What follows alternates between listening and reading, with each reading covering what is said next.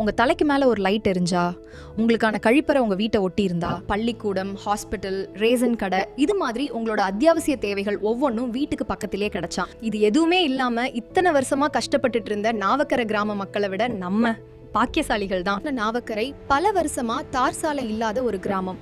பெரும்பாலான வீடுகள்ல கழிப்பறைகள் கிடையாது. ஊருக்கு ஒதுக்குப்புறமா பாதுகாப்பு இல்லாம தான் பெண்களும் குழந்தைங்களும் வெளிவாசலுக்கு போயிட்டு வருவாங்க. ரேசன் கடை 4 கிலோமீட்டர்ல இருந்து 5 கிலோமீட்டர் தள்ளி பல வார்டுகளுக்கு ஒன்னா இருந்ததால 4 மணி நேரம் காத்திருந்து வாங்கிட்டு வரணும். ஊர் முழுக்க மண் ரோடு, அதுலயும் புதர் தான் மண்டி கிடக்கும். இறந்தவங்களை அடக்கம் செய்ய போய் வர சரியான மயான பாதை கிடையாது. இப்படி ஒரு ஊருக்குன்னு உண்டான அடிப்படை வசதிகள் கூட இல்லாம இருந்த கிராமத்தோட நிலைமை இன்னைக்கு தன்னிறைவா இருக்குன்னா அதுக்கான அமைச்சர் இந்த தொகுதி அமைச்சர் ஏவா வேலு ஐயா தான். அங்கன்வாடி இல்லாம இருந்தது. நாங்க மினிஸ்டர் ஐயாட்ட நாங்க மனு கொடுத்தோம். நாங்க நிறைய பிள்ளைங்களா இருக்கு, தூரம் போய் தான் எங்க பிள்ளைங்களாம் படிக்குது, போக்குவரத்து அதிகமா இருக்கு, அதனால எங்களுக்கு அங்கன்வாடி வேணும்னு கேட்டோம். கேட்ட மாத்திரத்திலே எங்களுக்கு கொண்டு வந்து அங்கன்வாடி பக்கத்துலேயே கொடுத்துட்டாங்க. தரமான உணவு, நல்ல காற்றோட்டமான வசதி, சின்டாக்ஸ்லாம் வச்சு நல்லா டைல்ஸ்லாம் போட்டு நல்லா கொடுத்துருக்காங்க.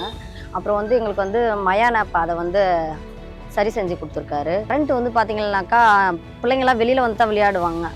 ஒரு குறிப்பிட்ட இது வரைக்கும் தான் லைட் இருந்தது. அதுக்கப்புறமேட்டுக்கு தான் விரிவுபடுத்தி ஐயா வந்ததுக்கப்புறம் தான் கம்பம் மேலே கரண்ட்டெல்லாம் வச்சு இது பண்ணி போட்டிருந்தாங்க. கொல்லமோட்டு வழின்னு சொல்லிட்டு குறுக்கிய வழியில் தான் நாங்கள் ரேஷன் கடைக்கெல்லாம் போவோம். எங்கள் அம்மா பின்னாடியே போயிட்டு தான் நாங்கள் வெயிலானா கூட சரி, இந்த மண்ணெண்ணெய் போடும் போது, அரிசி போடும் போதெல்லாம் கூட இப்போ ஒரு 40 வருஷத்தினுடைய உழைப்பு இப்போ ஐயா எங்களுக்கு இந்த ரேஷன் கடையை 4 இடத்துக்கும் தகுந்த ஒரு மத்திய இடத்துல நாங்கள் அரிசியை வச்சுட்டு போயிட்டு அரிசி வாங்கின்னு சாப்பாடு வச்சிடலாம். அந்த அளவுக்கு கொண்டு எங்களுக்கு பக்கத்துலேயே வச்சுட்டாரு. ரேஷன் கடையில் இருக்கவங்களும் வேலை கடன்னு பண்ணிடுறாங்க.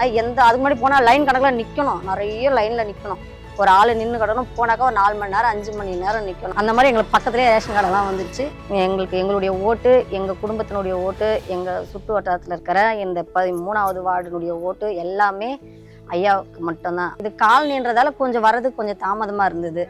ஐயா இருக்கும்போது போய் மனு கொடுத்தா மட்டும்தான் இங்கே எந்த வேலையாக இருந்தாலும் நடக்கும்.